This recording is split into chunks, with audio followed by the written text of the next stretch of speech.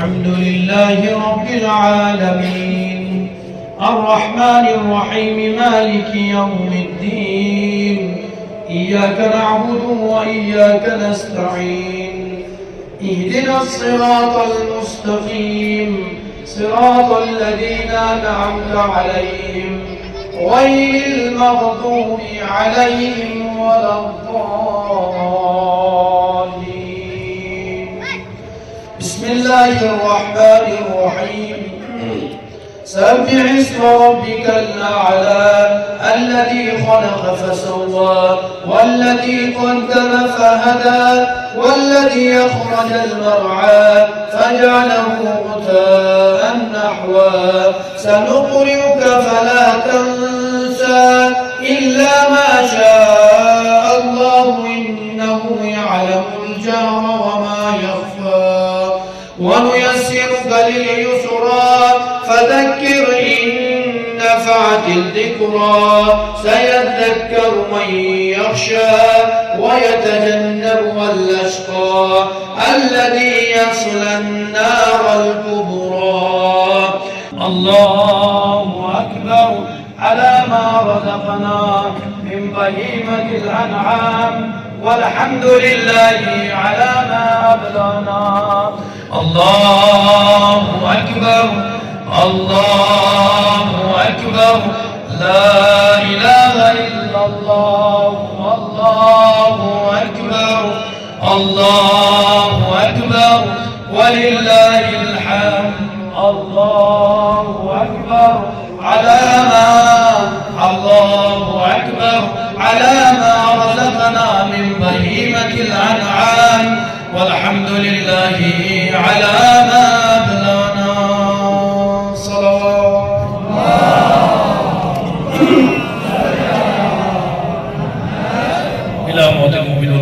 عزیزان ایمانی عید الاضحیٰ کا موقع ہے. سب سے پہلے میں جامع مسجد اور تبلیغ دراز سے تمام عالم انسانیت اور جہاں جہاں بھی انسان بستے ہیں جہاں جہاں بھی مسلمان بستے ہیں خاص طور پر ہمارے دراز واسیوں کو اور ہمارے تمام ہندوستانیوں کو اس جامع مسجد اور تبلیغ دراز سے میں ہدیہ تبریک پیش کرتا ہوں. خداوند العالمین سب کے لیے عید بہت بہت مبارک قرار فرمائے انشاءاللہ. یاد رکھیے گا عزیزان گرامی جس آیت شریفوں کا ہم نے سرنامہ کلام کرا دیا ہے. پاک پروردگار سورہ الصافات آیت نمبر 100 میں ارشاد فرماتا ہے. سوئی آیت ہے. خدا فرماتا ہے ربی حبلی من الصالحین. یہ جناب ابراہیم علیہ السلام کا جملہ ہے. جناب ابراہیم علیہ السلام خدا سے دعا کر رہے ہیں اے میرے رب مجھے صالحین میں سے اولاد عطا کر. جناب ابراہیم علیہ نبینا الرحمت دعا کرے خدایا مجھے صالحین میں سے اولاد عطا کر. عزیزان گرامی یقیناً بہت دنوں سے اسی سلسلے میں گفتگو چل رہی ہے. آج میں ریپیٹ کرنا چاہوں گا تاکہ جو لوگ اسے نہیں پہنچے ان کے لیے یاد ہو جائے. جناب ابراہیم علیہ السلام وہ پیغمبر ہے جس کو خدا نے خلیل اللہ کہا, جس کو خدا نے خلیل کا لقب دیا ہے. جناب ابراہیم علیہ السلام وہ پیغمبر ہیں جن کو خدا نے اولاد عطا نہیں کی تھی. یہاں تک کہ 86 ایئر ہو گئے تھے, 86 سال کے ہو گئے تھے. 86 سال کی عمر ہو گئی انہیں اولاد ہی نہیں ہوئی. لہذا جناب ابراہیم مسلسل دعا کرتے رہے رب حبلی من الصالحین. اے پاک پروردگار تو مجھے اولاد عطا کر, صالحین میں سے مجھے اولاد عطا کر. ایک نبی دعا مانگتے رہے اور یہاں تک کہ جب نبی کی دعا قبول ہو گئی خداوند العالمین نے فرمایا فبشرناہ بغلام حلیم. چنانچہ ہم نے انہیں ایک بردبار بیٹے کی بشارت دی. عزیزان گرامی دو آیتوں کے تسلسل سے یہ بات آپ کو سمجھنا چاہیے. ایک نبی ہو کر خدا سے بار بار مانگ رہے ہیں کہ خدایا مجھے اولاد عطا کر, اور نبی اصرار کرتے رہے دعا مانگتے رہے. آخر میں خدا نے دعا قبول کی اور ابراہیم کو اسماعیل سے فرزند 86 کے انہوں نے عطا کر دیا. صلی اللہ علیہ وسلم. اس سے ہمیں یہ سمجھنا ہے کہ خدا سے ایک دو بار مانگنے میں یہ سمجھنے ہماری کچھ پوری ہو گئی. گنتے سرما چکی سے رہنا کوئی چرکلا سنا دیفہ سنا کہتے رہتے وہ نماز پڑھنے چلتے ہیں. میرے نظر میں کیا مدد کو کیا مسجد تو من دوزر اللہ کیا مدد کو کیا مسجد لہذا عزیزان گرامی یہ ہمارا علم کمی ہے. آپ خدا سے مسلسل مانگتے رہیے. جناب ابراہیم کی سیرت ہے. جناب ابراہیم مانگتے رہے آخر میں خدا بند عالمین نے 86 سال کی عمر میں اسماعیل جیسے فرزند کو عطا کیا. اس کے بعد فرزند کی جب ولادت ہو گئی حکم خدا ہو گیا. کیا امتحان ہے جناب ابراہیم کا؟ حکم خدا ہوا ہے ابراہیم اپنے بیٹے کو اس کی والدہ کو لے جاؤ اور فلاں چکر میدان میں چھوڑ آؤ. بڑا سخت امتحان ہے. بڑی منتوں کے بعد بیٹا پیدا ہوا ہے. حکم اسی کو بھی لے جا کر چچر میدان میں چھوڑ آؤ اور لے جا کر چھوڑ کر آئے. جناب اسماعیل علیہ السلام اسی والدہ رہے یہاں تک کہ آپ نے تاریخ میں پڑھا کہ ماں بیٹے کے تڑپتی رہی نہ چچر میدان میں کچھ کھانے کے نہ پینے کے لیے ہے. پیاس سے بیٹا جہاں برف ہو رہا ہے. لہٰذا ایک ماں صفا کی پہاڑی سے مروہ تک مروہ سے صفا تک بچے کے لیے کھانا پانی تلاش کر رہی ہے. کچھ نہیں مل رہا ہے. جب 7 راؤنڈ مارنے کے بعد 7 چکر مارنے کے بعد ایک مرتبہ جناب حاجرہ نے کیا دیکھا کہ جناب اسماعیل کو جس جگہ پر رکھا تھا وہاں پر بیٹے نے ایڑیاں رگڑی ہے اور وہاں سے آب زمزم جاری ہو گیا. تو آپ عزیزان گرامی اس چیز کو ذہن میں لے کر رکھیے. جو خدا ہمیں خلق کر سکتا ہے جو خدا ہمیں پیدا کر سکتا ہے وہ خدا رزق دینا بھی جانتا ہے اور رزق ایسی جگہوں سے دیتا ہے جہاں سے ہم تصور بھی نہیں کر سکتے.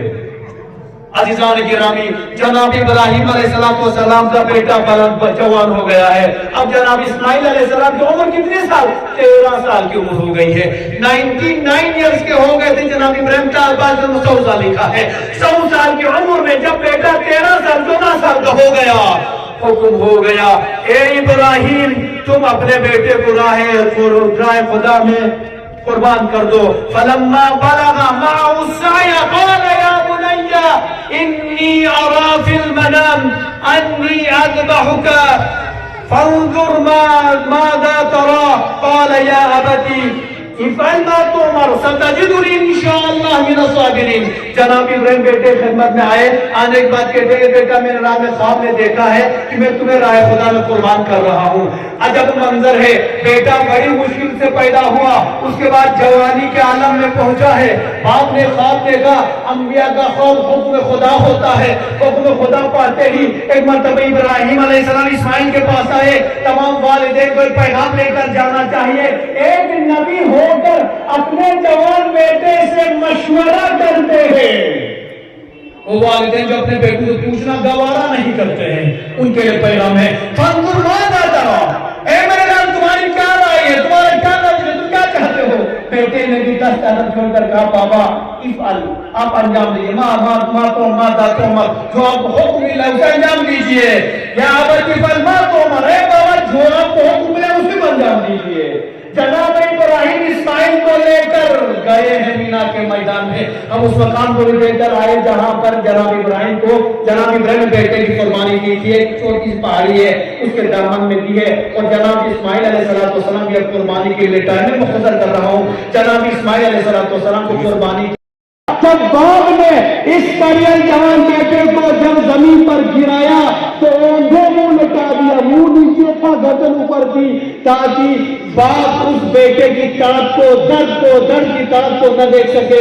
لہذا جناب ابراہیم نے حکم خدا کی تعمیل کرتے ہوئے چھری چلائی ہے. یہاں تو خدا نے کہا ہے جبرائیل تم دیکھ رہے ہو میرے خلیل آج اپنے بیٹے کی قربانی میری پناہ میں دے رہا ہے. جاؤ اس کے بیٹے کو بچاؤ اور اس دمبے کو لے جا کر اس کی جگہ پر رکھ دو. جبرائیل آئے ہیں. آنے کے بعد دمبے کو اسماعیل کی جگہ پر رکھا. جب جناب ابراہیم نے آنکھ کھول کر دیکھی تو کیا دیکھا اسماعیل بیٹا سامنے کھڑا ہے.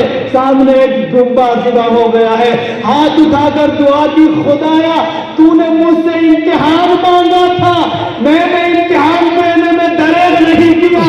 اس سے جو بنتا تھا میں نے ایک قربانی دی. اللہم تقبل منا هذا القربان. اے رب ذوالجلال میری اس قربانی کو قبول کر۔ عزیزان گرامی، اس سے آپ کو یہ سبق لینا ہے، جب دین کی بات آئے گی قربانی دینے سے، قربان ہونے سے دریغ نہیں کرنا، پیچھے نہیں ہٹنا ہے۔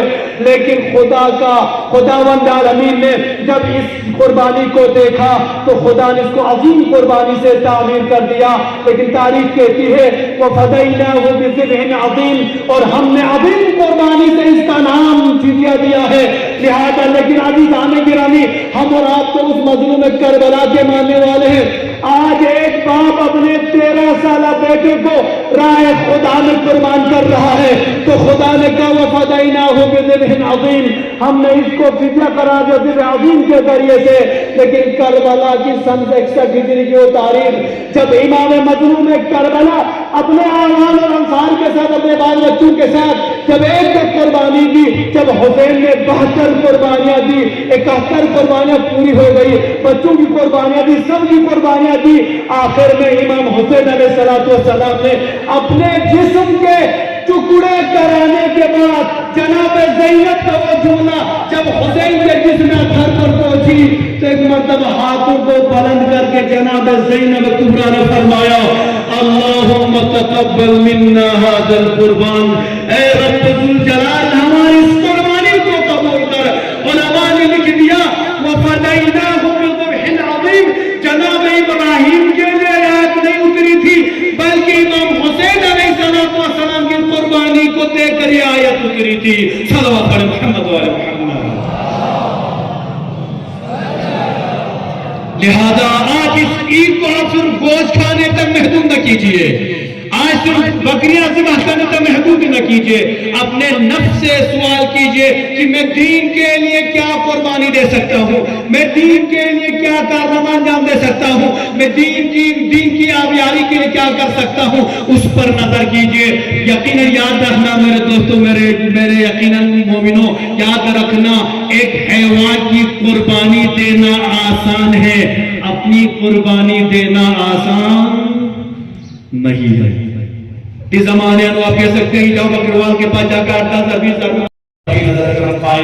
فرما خدایا ہمارے جتنے مومنین دنیا سے گزر گئے سب کو جنت نصیب فرما، خدایا جو حیات مومن سب کو صحت و سلامتی کے ساتھ پورا عمر عطا فرما، خدایا ہمارے روزگار کو جلد روزگار عطا فرما، جو بسر روزگار کے روزگار میں ترقی نصیب فرما، خدایا جتنے کاروباری حضرات کے کاروبار میں نفع برکت عطا فرما، خدا تعلیم حاصل کرنے والے بچوں کو علم میں کامیابی نصیب فرما، خدا ہمارے حج بیت اللہ کے سفر کو بخیر فرما، خدا ہم سب کو بھی حج بیت اللہ کی زیارت نصیب فرما، خدا ہم سب کے عالم ہم سب کی تمنا زیارت کربلا ہم سب کو نصیب فرما، خدا ہمارے مرحومین کو جنت نصیب فرما، خدا آج اس عیدی کے طور پر ہم سب کو دیدار روئے مہدی نصیب فرما، خدا امام عصر علیہ السلام کے دخول میں تعجیل عطا فرما، خدا رہبر معظم کے ساتھ جتنے لوگ بھی شہید ہو گئے تھے، ان جنگ میں جتنے لوگ شہید ہو گئے ہیں، خدا سب کو مقام شہداء، سب کو مقام شہداء عطا فرما، خدایا امام عصر علیہ السلام ہمارے اعمال کے ذریعے خوشی نصیب فرما، خدایا بحق محمد و آل محمد ان تمام آمین کہنے والے مومنین کے افراد خاندان کو صحت و سلامتی کے ساتھ طول عمر عطا فرما۔